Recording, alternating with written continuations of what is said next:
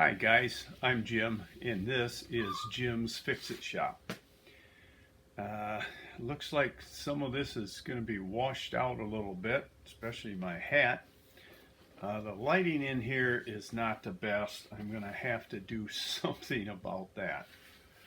I want to try to get my fenders on and my chain case in and get the chain case finished put together. I did, the last time I was working on this, it had some spots that never got painted because they were behind something. So I did throw some paint on it and got it painted up. I'm not going to put the plug in until I fill it because popping them things in and out doesn't do them any good. First thing we want to do is put the brake lever on. And a lot of these have a spring. Now, the ends of the springs are different. This end has a little hook on it, and this end is just bent.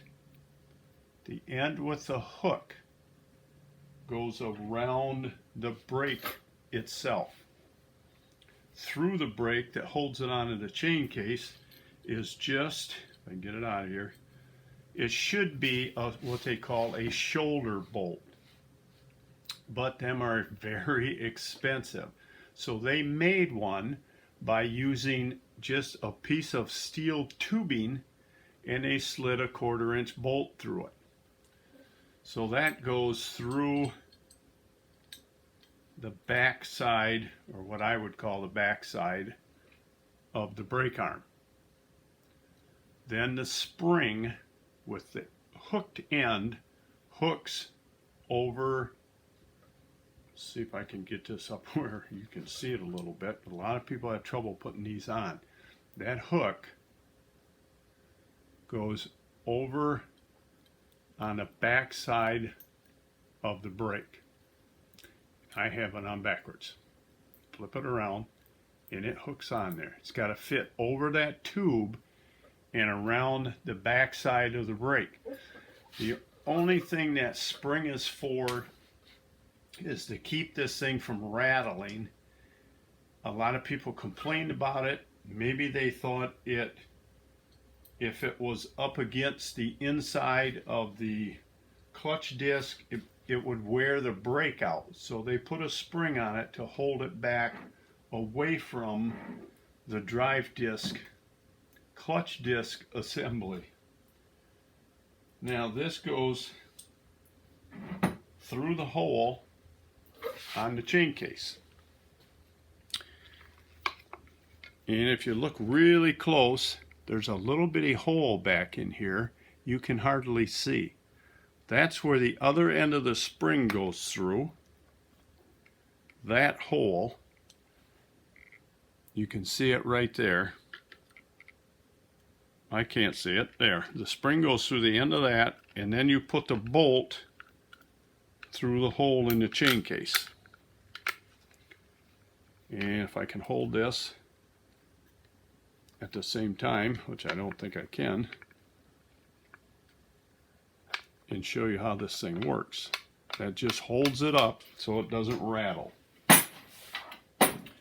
We'll stick the nut on here and tighten that up.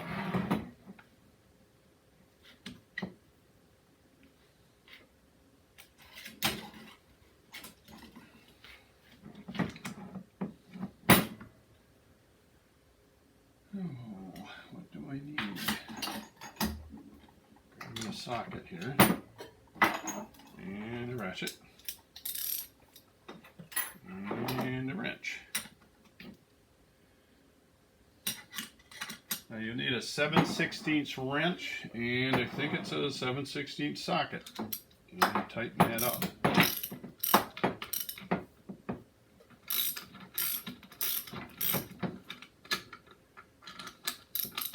Now you can't really over tighten this because of that piece of tubing on there.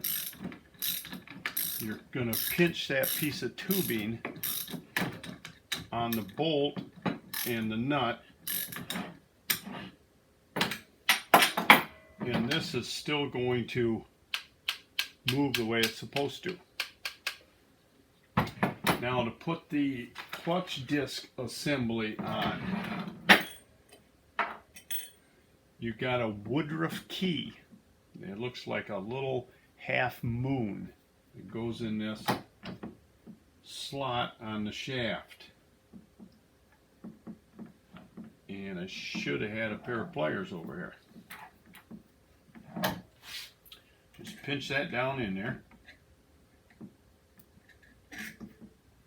Now I've had some problems with some guys. Now I got to pull that out because I did it wrong.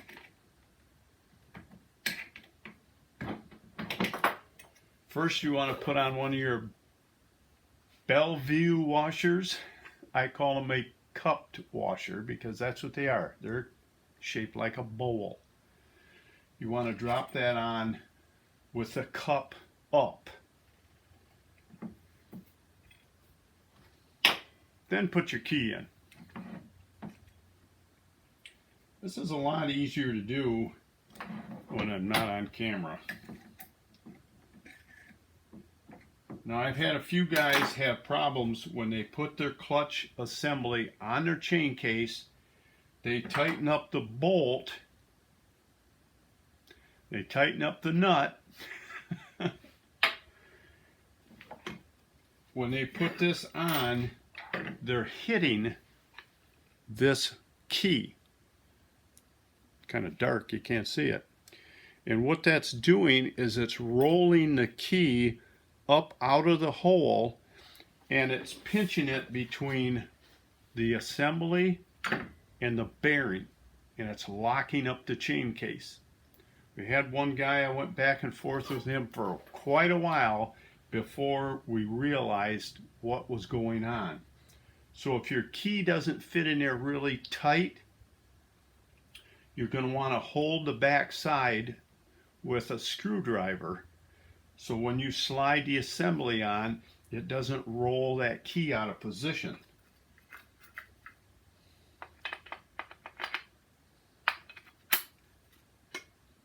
The next washer goes on with the cup down, and then screw on the nut. I don't have my impact over here, so I'm not going to tighten this up all the way. This is a self-locking nut. It's only going to go on so far. Alright, now we can try to get some of this linkage hooked up. Yeah, maybe I'll wait until I get the fenders on. It'll be a little easier. Now this is your, I would call this, a lot of the snapper places call this your transmission. I call it a differential. On the end of your hexagon tube, there is a thrust washer with fingers on it. And it's shaped like the tube. That has to snap into the end of the hexagon tube. So you just rotate it and you can hear it snap in. That is what your shims rub against to take out your side plate. It pinches this whole assembly, or preloads it, between this bushing and this bushing when it's in the fender, and it keeps everything from moving around. These shims are about 50 thousandths thick, so it's a little bit under a 1/16 of an inch. How many do you need? It depends how wore your bushings are. If you mow a lot on a hill, instead of going up and down the hill, you mow across the hill and your machine is tipped, that puts a load on the face of your bushings, and that will wear them down faster than if you just go up and down the hill. These bushings are just made primarily for rotation, not for face pressure. Now let's see if we can get this in here. I don't know if this is the best angle for you. We're going to take off the thrust washer so we can slide the chain case on.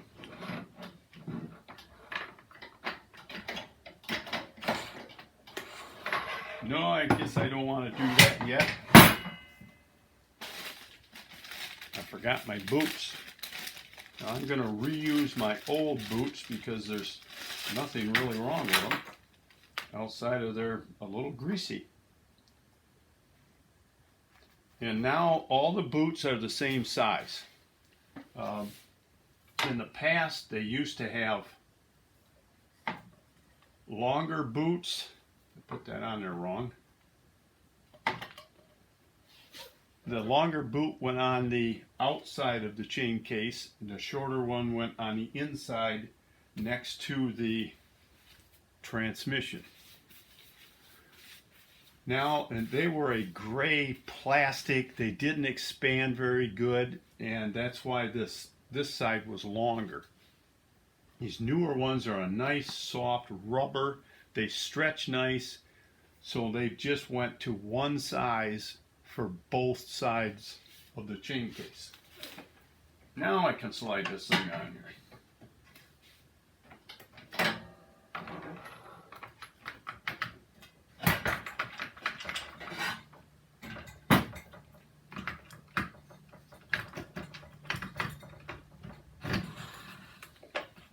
This machine is a tight fit.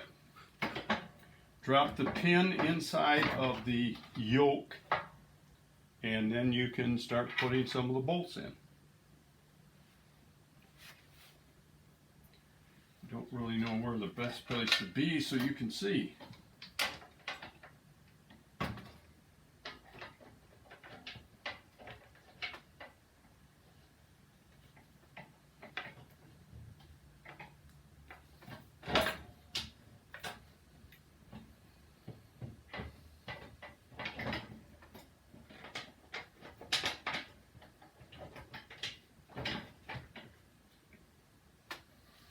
I really am trying to stay out of the way. Another thing you want to watch for is if you have this type of brake cable that hooks into your brake on your chain case, be careful of this plastic housing. These necks seem to break off very easily, and you cannot just buy this housing. The cables are crushed on both ends. You can't get one of these on or off, so you have to buy a whole new cable just because that cheap little plastic thing broke on you. Now we'll slide this other boot on here.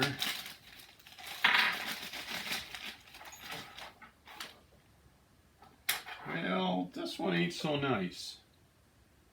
This one's got a rip in it from the clamp. So I guess I'll try to work my way across the room. As you can see, my room is getting very much smaller. My wife has decided to get rid of all the stuff that she doesn't need at school anymore because of state mandated curriculum changes. So we're going to have a yard sale. Everything is in here getting priced and totally in the way. You can just barely see the turtle hiding back there.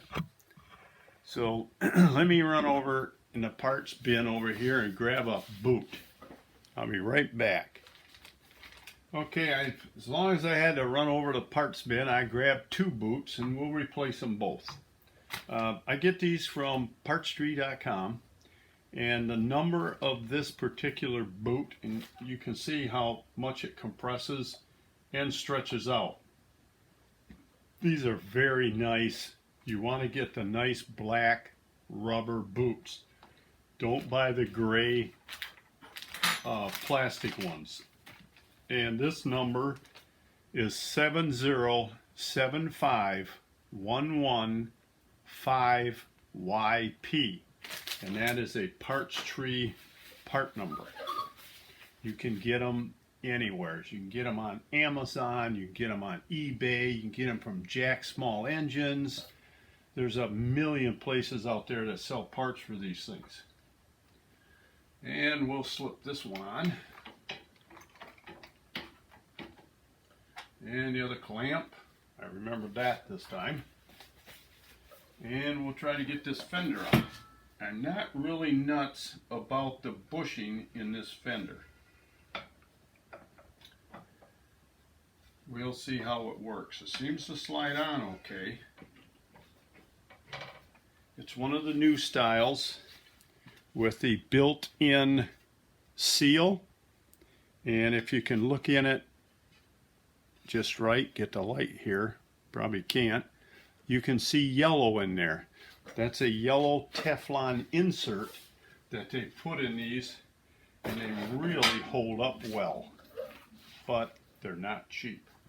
Now we want to put the thrust washer back on the Hexagon shaft and snap it in place. I'm going to put one shim in because I think that was what was in there when I tore this thing apart. Normally I don't have machines tore apart this long, but to do the videos it takes a little longer. Normally I can tear a machine apart in a day and clean it, order parts. When the parts come in, it takes a day to put it back together, and I'm done with it.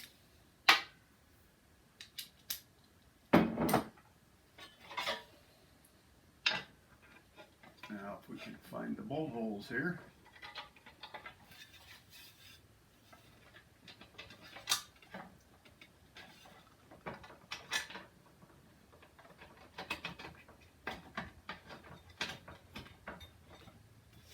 Throw a couple bolts in here. It's starting to look like something.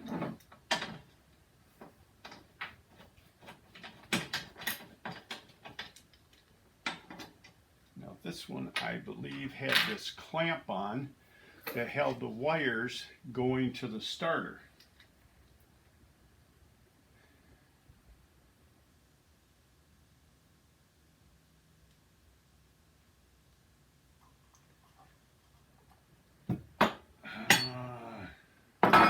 I think it was back here. We're going to put it back here anyway. If it don't go there, we'll move it later. Like I said, this has been tore apart for a while.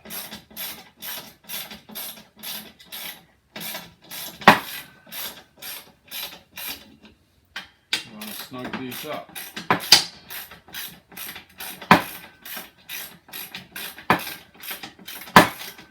We're just going to put a couple in right now, so we can get the brackets on that support the back of the mower deck.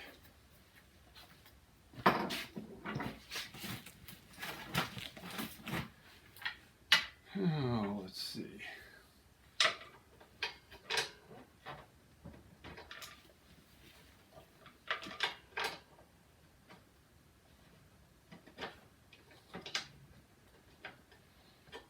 Some of these just do not want to line up right.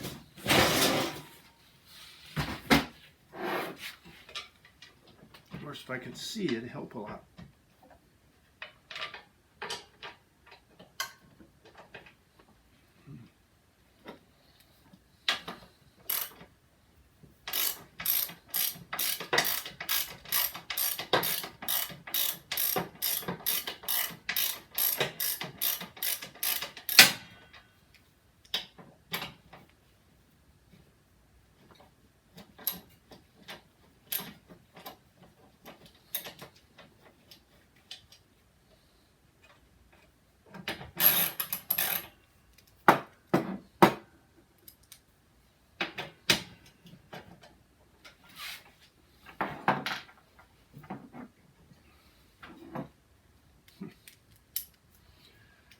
Appears they don't have that hole drilled quite where it should be,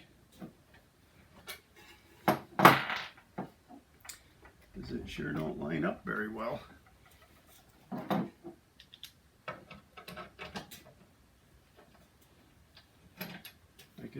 that out for right now and put these brackets on for the deck. I think we had a longer bolt here we could put through here.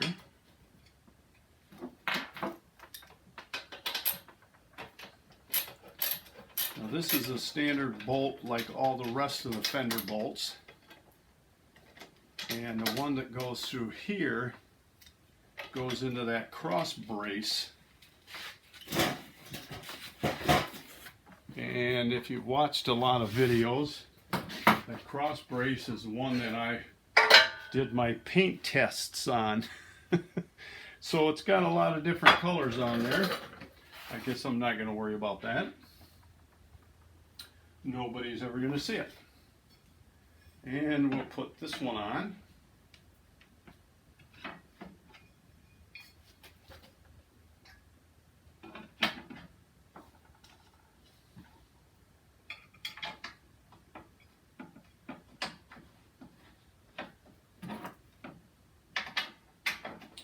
And then we'll get the cross brace in there.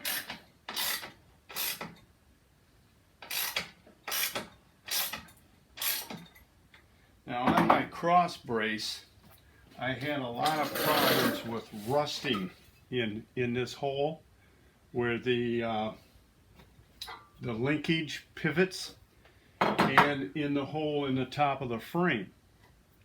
It was rusted quite bad, and so was the, they just use a piece of steel bar and they weld these brackets on, and the two ends were rusted pretty bad. So we improved on their design a little.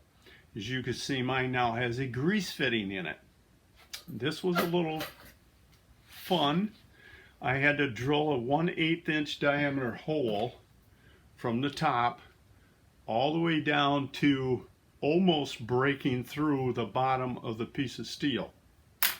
Then if you look close, if you can see them, there is some 1/16 inch diameter holes drilled through the bar in 4 places. You can see a little light through that one on both ends. And then I drilled the top out a little larger and tapped it for a 1/4 28 thread, and that's what these little grease fittings screw into. So now it shouldn't rust up, and it should shift hopefully a little better. We will stick this in here. It goes with the long arm goes out and hangs straight down. We'll put this linkage through it and the lock washer and nut on the end of the shaft, and we can drop it down in here. We can stick this end in the hole in the frame on the top, and this end goes in this crossbar, and then we can bolt this together. This also helps support the fenders and keeps them parallel along with the rod that goes through the bottom. Now normally, here's my old rod. They are quite small, and if you can see this, they all get bent. And normally as you put this together, you have to put this bar on first on one fender, then put the other fender on, because you can't get it in there once your fenders are bolted together. I'm not using that rod. I made a 5/8 solid bar out of a shafting, and I drilled and tapped the ends. So I can slide this in at any time and put the bolts through from the outside. And another little improvement. This linkage goes on the bottom arm and over to the chain case. I don't know if we're going to get that far.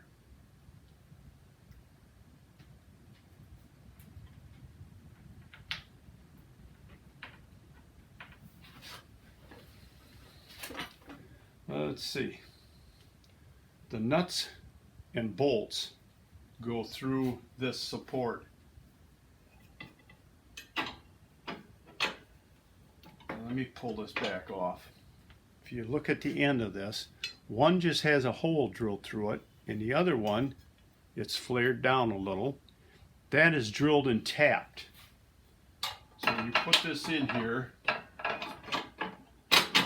the top hole gets a nut and a bolt that goes through. And another one on this side. This goes through the fender, the bracket for the mower deck, and this support or cross member. Now we can put this in a little later. We can get the rest of these bolts and the fenders now, seeing we got this bar in here.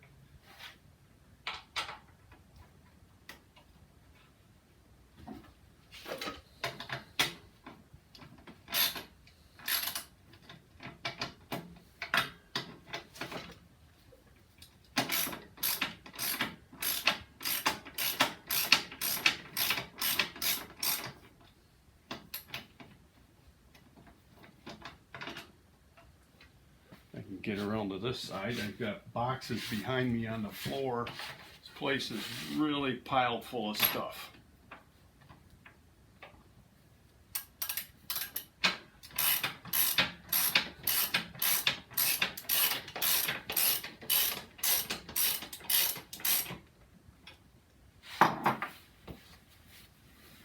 Now I'll grab a screwdriver.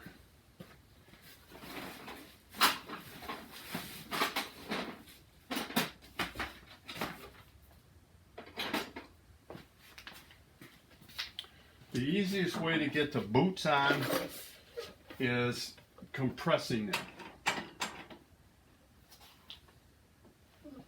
Thing looks like it's running downhill to me. And what I mean by that is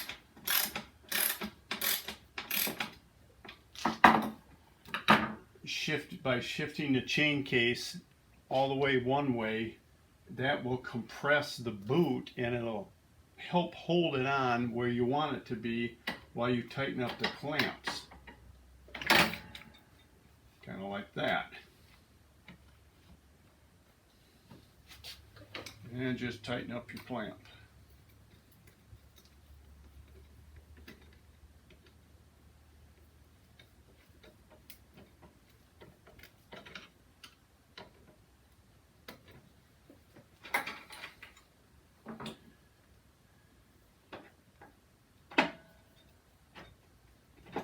I still have some slop in mine, so I'm not going to put this boot on yet until I get all the side play taken out of it. But we'll slide this over here and get this one put on.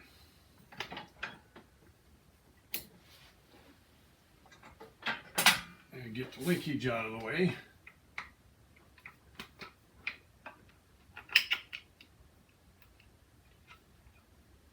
And then just tighten up your clamps.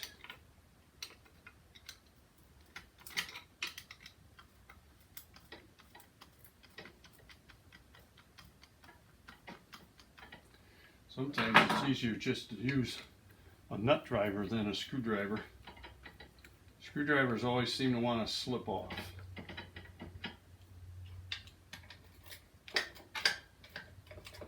These tightened up will pull the chain case all the way into the reverse and make sure they're going to hold. Sometimes they pop off on you. But that's reverse, and they have no problem stretching the distance you need them to because they're just a nice type of rubber.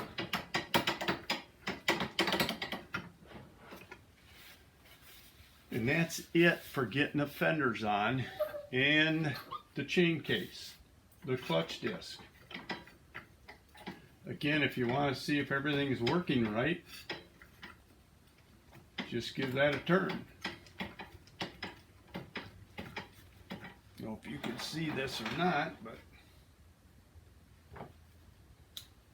that won't fit in there either. He's going to stick something in there so you can see it turning as you turn the clutch disc. That's an easy way to tell what's wrong just by turning that and watching the other parts if they're moving or not. I usually go around and check these to make sure they're tight. Sometimes the gaskets will compress, and that will allow your lube, whatever you use, to leak out. And if you get it put together, you get it all lubed up, you notice it is leaking, just stand it up and check all them bolts and make sure they're tight on the chain case and the differential. So that's about it for this today. The next video will be probably maybe putting a front end on it. I don't know, it depends if I get any room in here to set this thing down on the floor.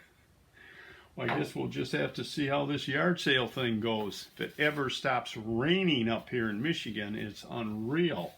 We've got more flooding up here than we've ever had.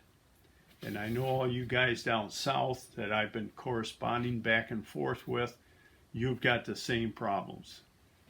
So I guess we're all in, no pun intended, but I guess we're all in the same boat. I'm sorry, that's just bad. So until next time, don't forget to subscribe and share these videos. If you know somebody that's got a snapper is having some problems, share a video with them and tell them about this channel, and let's see if we can help more people. So until next time, work safe, have fun, and I'll talk to you soon. So long.